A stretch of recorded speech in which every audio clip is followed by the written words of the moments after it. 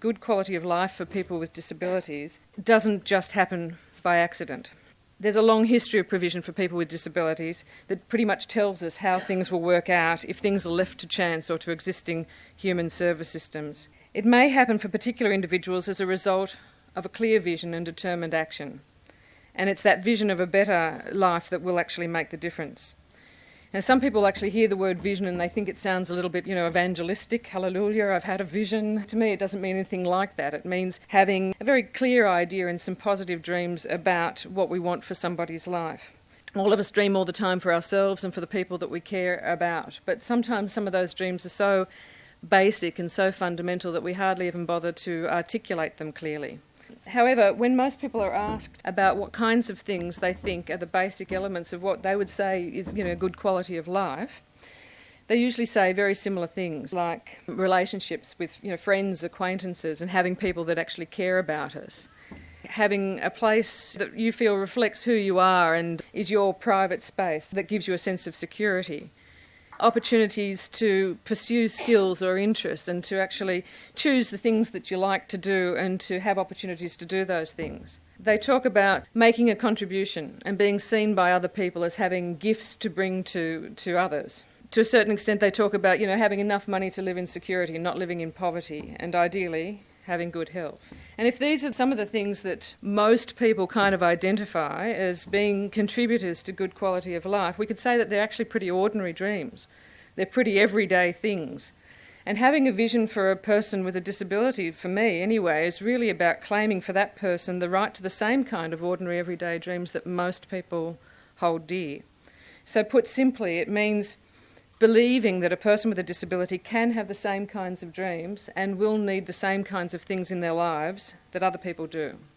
A vision will reflect a view of what is possible for people with disabilities that reflects quite an altered mindset from what's commonly out there in our community. From birth, the idea of separate paths can become quite entrenched for people with disabilities. The typical kid in the neighbourhood might go off to preschool, playgroup, go off and play in the park. A child with a disability might find their early years filled with things like early intervention and therapy. Adults might attend workplaces, they might socialise with their co-workers, they might join sporting teams and have people over for barbecues and that kind of thing, whereas an adult with a disability may spend their lives in congregate care facilities, attending work training programs or independent living programs. And these essentially separate paths can be maintained throughout life and can be seen by many people to be the inevitable reality for people with disabilities. So people with disabilities end up congregated together and they end up in disability-specific programs and separate from the rest of the community. And all glimpse of what's going on in that other land, in the schools, the shops, the workplaces, the clubs, the pubs, the universities, the teams, all of that's closed off. And the wider community's opportunities to know people with disabilities as neighbours and friends and workmates are also perhaps closed off for people. There's something that happens to our thinking where disability is concerned. We seem to think differently. When my son was young, I was urged again and again to take him off to riding for the disabled. I had to point out again and again that my son was actually terrified of horses and really disliked riding. But people were convinced, that if he got used to it, he'd really enjoy it. Now, I hate flying. No one has ever suggested to me that I should join an aero club. And that once I got used to it, it's a great experience, wonderful opportunity I'm missing out on. But there's a difference in the way we think about activities and places that are appropriate for people with a disability. I've actually had some quite strange looks recently when I've started to tell people that I'd like Alex to join some woodworking groups when he leaves school, because he loves woodwork. And he might not have a great deal of language, but he talks constantly about going to woodwork. Now, the strange looks that I get are because people understand that Alex probably won't do very much of the woodworking. He won't know how to use the machines. And he would probably need very, very substantial support to fulfil any part of that role. But I could point out, of course, that riding for the disabled, he wouldn't be on the horse on his own. He'd have somebody riding the horse or guiding the horse or helping him stay on the horse. The difference is riding for the disabled is a disability-specific environment, so people automatically accept Alex can be there. It wouldn't be a natural environment for him. He hates horses. The woodworking group is a much more natural environment for him, however, because he loves the machine and, even with very limited language, expressed a direct desire to be there. Now, he could be just as easily supported there as he could be at riding for the disabled. But because the environment hasn't been specially set up for a person with a disability, it's much more difficult for people to get their heads around. So what happens is society's expectations about where people with disabilities can be and where the support can be delivered starts to impact on people's whole lives and experiences. So people's actual interests or desires become irrelevant when we've already determined the places they can be. When we start developing a vision, we shouldn't be automatically placing limitations on the ideas that people might have around where people could go or the things that they could do.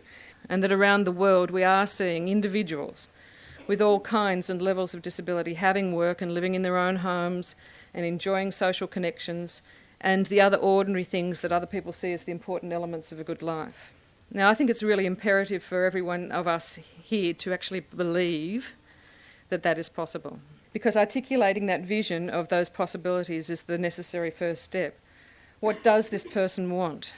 You know, some people with disabilities may be able to actually articulate some of their own goals with help and support. Other people may just need a little bit of guidance about the things that they might choose. So you could start with just some of those general core issues of the things that we think make up a good life, but you could also start to explore possibilities in much more individual detail around a particular person. Looking at what kinds of things you're going to try and bring into a person's life, who might help, how will you go about it, when, what will you need to do, and so on. And for many people, it will be actually quite helpful to write down a vision statement. I know we did this with our family, and it doesn't seem like it's such an important step, but Alex was unable to articulate his dreams, so we started with the things that we know most people, value in their lives. But it was actually quite surprising the effect of formalising that by writing it down. It really made us clarify our thinking, and it made us make sure that we had shared ideas about what we were about. And it also helped us with the next stage, which is communicating the vision to other people and enlisting support from others. So when we first did this, Alex was very little. Many of the statements were very general things like, we want Alex involved with lots of different people, and we don't want him to be lonely or isolated. We want him to have friends and acquaintances like other people. And we wrote things like, we want Alex to be seen as a person with an individual personality, strengths as well as needs, and gifts to bring to others.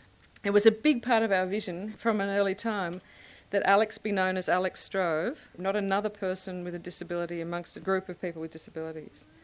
And for us, articulating that part of our vision, writing that down, has led us to choices where Alex is met as an individual and not considered in the context of other people with disabilities. So when it came to choices, did we want early intervention delivered in a segregated service, or did we want him to receive whatever service were appropriate to him to get the best experience out of preschool and delivered in a preschool setting?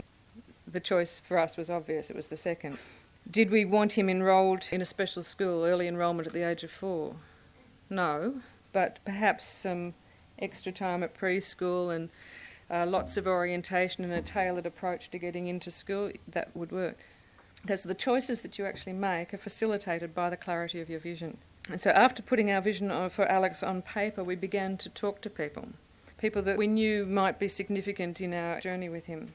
So we started to tell people like my parents, who thought we were lunatics, about our vision for Alex going to the regular class in an ordinary school and that kind of thing. And they almost, I think, felt compelled to drag us into their previous generation's tragic model of disability. But if you're absolutely crystal clear in what you want and you articulate that vision every time the opportunity arises, people do come to understand that you're after a good life. I know we might quite often have said things like, I don't know how we're going to get there yet. But people have always known where we're heading, what we're aiming for. I think most people here have probably at some stage had to justify the choices that they've made to others. But in having a very clear vision, you can consistently communicate that direction that you're going in. As Alex progressed through school, some people began to just simply understand the kinds of things that we would and wouldn't find acceptable.